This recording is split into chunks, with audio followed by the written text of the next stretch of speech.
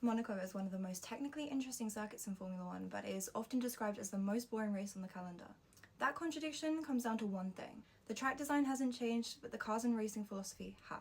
The Monaco Grand Prix is only about 3.3 kilometers long with extremely low average speeds and almost no true straights. You spend most of the lap at low speed between tight barriers with almost no runoff area. So while it looks dramatic, the actual racing space is extremely limited.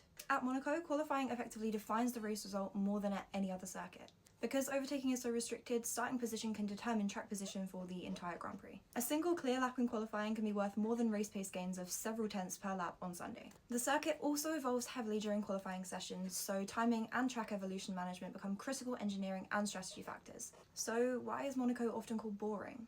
Essentially, overtaking remains structurally restricted. There are very few heavy braking zones, which means very few real passing opportunities. Under the new 2026 regulations, Formula One cars have changed structurally to make them a little bit narrower. However, this doesn't defeat the issue of side-by-side racing in Monaco. Even with new and improved active aero, overtaking is almost impossible because there is simply not enough straight-line distance to complete a pass. From a driving perspective, however, it's still incredibly demanding. The Fenmont hairpin, Saint-Devote, and the tunnel section require absolute precision. But here's the key.